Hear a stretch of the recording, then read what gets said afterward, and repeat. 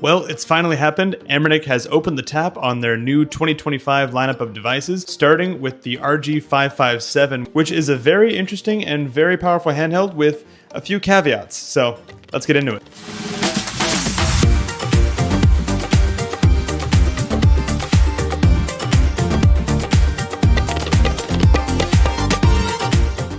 So before we get into the software, first let's address the elephant in the room that this thing obviously looks a lot like the 556 that came before it, but also just looks a lot like a Switch. If we look at the back here, we can see the placement of the fan grill, the placement of the volume and power buttons, the fact that it's using a Switch style button layout, and they even have a cute little kind of Switch style door to put the memory card inside, which is adorable, and the choice to put the USB-C port on the bottom here like the original Switch did. I don't think it's a coincidence that we're getting Anbernic's more powerful end of the lineup around the time that the Switch 2 is meant to come out. My body is ready.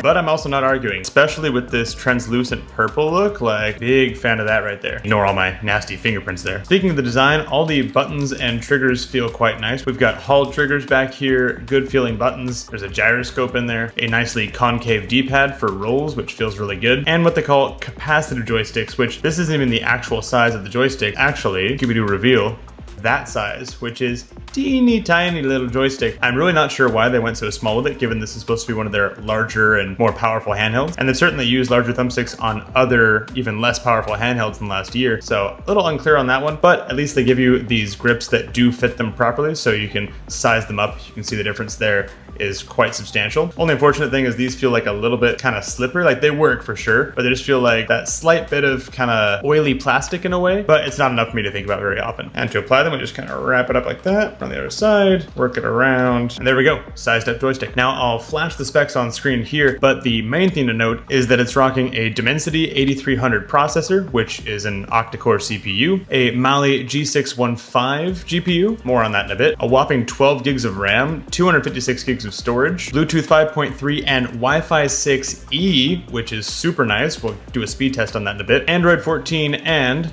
big reveal, a very crisp 5.48-inch 1080p AMOLED screen, which is so pretty that my camera is freaking out a bit, but just note that those little vertical lines you're seeing in the footage is not what I'm seeing in real life. And of course, there's RGB in the sticks and all that good stuff too. Now, all that power does sound super nice, and it technically has more horsepower than the Retroid Pocket 5. However, it is a Mali chip, like we mentioned, rather than a Snapdragon chip, which means our video drivers aren't going to have as much compatibility as they would if they were Snapdragon, which will limit our higher end emulation a bit and might have caused some of the other issues I had in game testing, which we'll cover in a second. As far as the UI, obviously we're rocking Android 14 here, and it comes with a bunch of emulators and lets you easily install your own application since it does have the Google Play Store installed, which is wonderful. And if you hold down the RG button here, it does give you the RG launcher, which gives you that pretty standard Anbernic front end feel, just to simplify it, make it feel much more console-like, which I do appreciate. This is actually theme 3 that I found in the settings, which I like a lot more than the default, which you'll see in probably every other review video, which is this guy here, which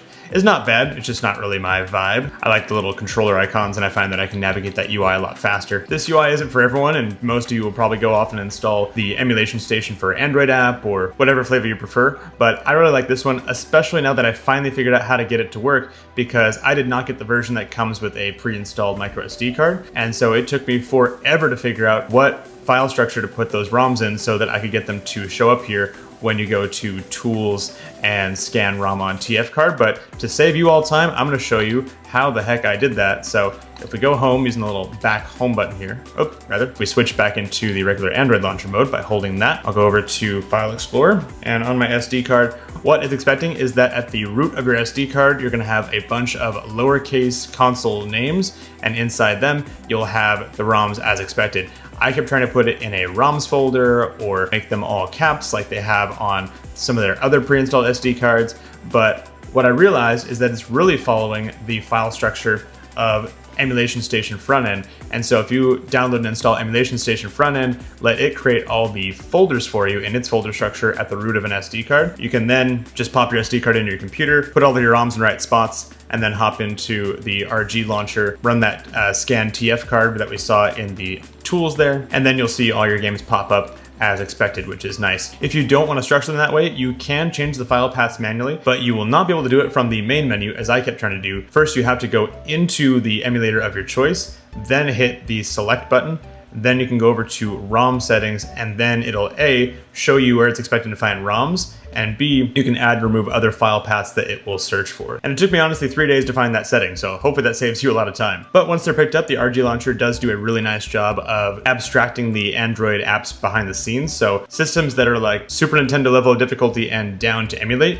when you open them up, you will see a nice slide over into RetroArch with some bezels, and it will slide you right into the gameplay of the game you selected, which is super nice. And then if you hit the back button, then you'll just get the RetroArch simplified game menu. You can do a quick save state, quick load state, and just head over to quit, and then it'll fire you right back over to the launcher. So really nice and clean. I do appreciate Android realizes that using Android as your OS for a bunch of emulation can get really clunky when you have a bunch of apps, and so streamlining it is much appreciated. And they really wanted to make sure they were steering into the fact that emulation is almost always better in the dedicated app versus in the RetroArch core. So even as soon as we hop over to the N64 boundary, when we load up a game there, it's actually jumping straight over into the Movement64 dedicated app, which is super nice. And so I can hop right into here to Army Men and start finding the bad dudes. I've actually never played this game, so I don't know if I'm doing a good job or not. I have no idea what I'm doing, but I know I'm doing it really, really well. And then same as before, we hit back, and if we exit this emulator, it slides us right back over, which is great. And that applies to PS1, Dreamcast, PS2, PSP, all the way on up to 3DS and Wii U. And if you're wondering where GameCube is, that is a funky combined folder that they make for Wii/GameCube. If you take a look, I had to create this one special, Wii and NGC. And so you'll see all my GameCube in here with the occasional Wii mixed in as well. My Wii games are by a particular company, so we'll showcase Simpsons Hit and Run instead. And you can see it actually slides over into the modified version of Dolphin. I forget what it's called. Yeah, Dolphin MMJR2, which tends to be the most solid option when you're running finicky titles. Like, for example, Simpsons Hit and Run for GameCube tends to load a really long time on standard Dolphin, but in MMJR2, it doesn't take as long. Turn off that volume so that Fox doesn't get all spicy. And a lot of these come pre-configured out of the box. I have, in some cases, had to go in and mess with the controls to turn off the touchscreen display overlay, or on Wii, I had my controller map set to both player 1 and 2, so I had 2 cursors moving all the time in Brawl. But it's pretty easy to fix, just hit back. That'll almost always open the settings for the emulator, and you can tweak as you need. And here we have our internal resolution set to 1, but I believe we can go pretty ham with GameCube, so I'm gonna go 2.5. Oh yeah, that's looking nice and crisp already. We'll go ahead and start a new game there. Oh yeah, we can't skip the cutscene.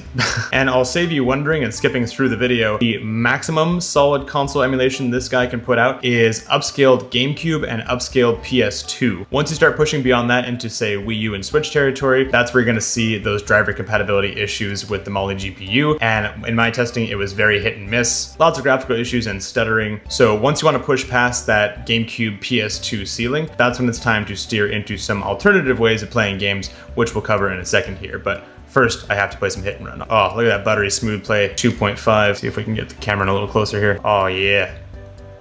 Cruising USA, baby. Ooh, this game is so freaking good. The vibration motors are popping off. That's a feature that we probably didn't mention because it's sort of a given to the Anbernic consoles. Kick the innocent. If they make a Simpsons Hit and Run remastered in 2025, Disney would make so much money. Take note, Disney, take note. Like, in what other game meant for children can I just steal a school bus and cruise around and ignore the mission and find coins and find unlockables and just have a grand old time cruising around Springfield? Nothing. No game gives you that. And as impressive as that upscale was, I just remember that there's actually the high CPU setting that I didn't even turn on, but when we fire that up, you will definitely hear the active cooling kick in. Oh yeah, you can hear it. I'll put it up to the mic there. Which helps us get the maximum performance that this chip can put out, which is much appreciated for a gaming handheld. Other options in this pull down include the forced landscape toggle, which I always have on, another way to get to the RG launcher, the key mapper for mapping touchscreen only games to the controller, which is super handy, fan control, and probably the one you'll use most out of here as well is the style of button. So right now, obviously it is in switch mode to match what's actually printed on the keys, but when I'm doing Moonlight Streaming, I always switch over to Xbox mode because that's where my fingers know to go. I don't know why you wouldn't set the trigger to Switch or Xbox mode, because when I didn't have that on, Moonlight got really weird if I had only buttons in Xbox mode but not triggers. So I'd recommend picking a lane when you're choosing that layout. And you can also set your trigger type to linear or non-linear, which is super nice. So that was our upscaled GameCube playtest. Let's do some upscaled PS2 playtest just to showcase how much we can push out of this thing. And here we have Star Wars Battlefront 2 running on the Vulkan backend using the 2x upscaler. I'm gonna go 2.5 for the heck of it. This is one of my favorite games of all time. I think I bought it for for 5 different platforms now. All right, you can hear those fans going right now. FPS counter enabled like a real YouTuber. Go with the Rebels today. Ooh, almost ran clean off the edge. Come here, Buckethead. Come here. Come here. Oh, there we go. Overheated my gun in really close combat, which was not the best move. Play as Luke Skywalker. Why would I say no to that?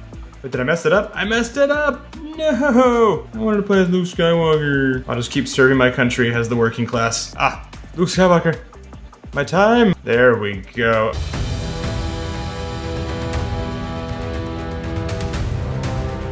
He's in the walls. That's my favorite part of this game. Is just cleaning house. Let's go. You dare oppose Luke Skywalker? Oh man, this fight is over. Luke Skywalker's into the chat, baby. I do wish I had a scraper to let me like pull in information about my games, but honestly, scrapers are pretty hit and miss for my game collection anyway. But speaking of pushing the system at its topper end of performance, if you do that for an extended period of time, that's gonna make the battery life last roughly 2.5 hours from my testing. But if you're chilling over in, say, GBA land, then you'll get much more like the advertised 8-ish hours of gameplay that they have on the product page. The sweet spot of performance to battery life that I haven't tested quite enough because I just put a more streaming appropriate graphics card in my computer this morning is how long it will last on Moonlight Streaming from, say, your beefy gaming PC, which, like I said, I haven't had a chance to test it for an extended period of time, but my theory is that using it as a Moonlight streamer so that all it has to do is send controller input and decode video feeds coming in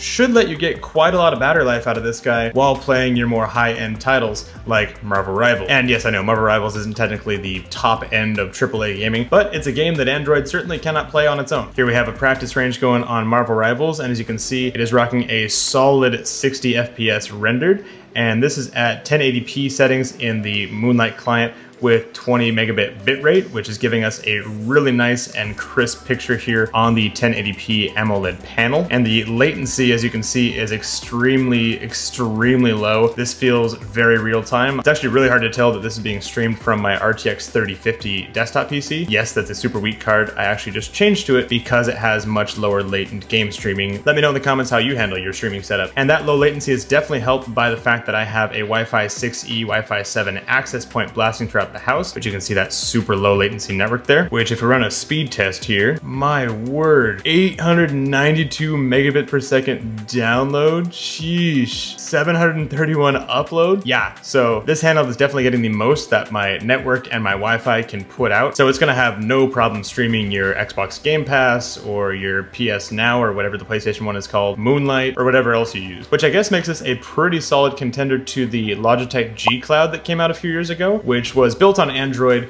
but didn't have a lot of guts in it to do emulation itself, but it was actually built around the idea of game streaming. And yeah, this guy, as you saw, can handle a lot of emulation power on its own, plus handle game streaming, which is sick. Regarding native Android gaming performance, it is also as solid as you'd expect on this chip. I really wanted to get Fortnite going to showcase that running native on the hardware, but every time I started to open up a game, it said that my files had corrupted and I couldn't play it, which is either the Fortnite anti-cheat getting worried about the installation of Android in this guy, like maybe it's rooted or something, or it could be something to do with the chipset, being that Mali GPU driver issue-ness, unsure, but yeah, this will handle all your favorite Android gaming titles just fine, with, I guess, the exception of Fortnite. Other features worth mentioning is that the USB-C is video out, which is super nice if you want to dock it and share the experience with the room. Of course, it's running Android, and so Bluetooth controller support and headphone support is going to be almost guaranteed to work, which is a lot different than the lower-end Linux-based Anbernic handhelds. And if you spring for the case, it's McDonald's themed, so that's nice. But now the big question,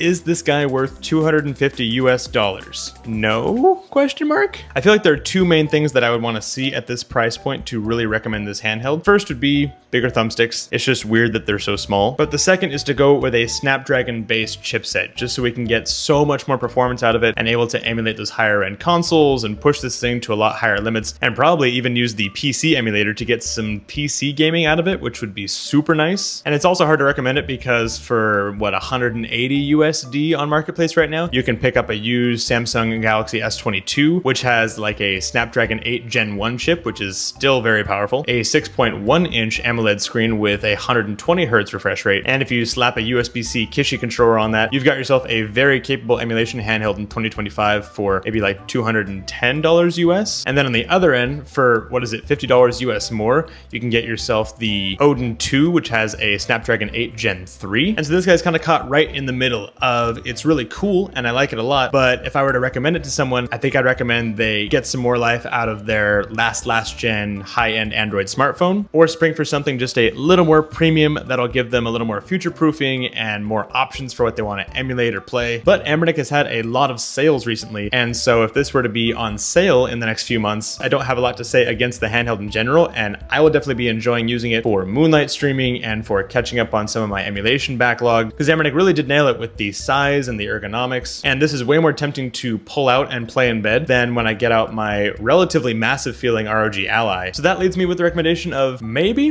but really depends on you and depends on what the price is at the time. But I'm really curious what you guys think. With $250 US on the table, what handheld would you pick and recommend? Let me know in the comments below. Thank you so much for watching. Please subscribe if you want to help out the channel, and I'll see you guys in the next one.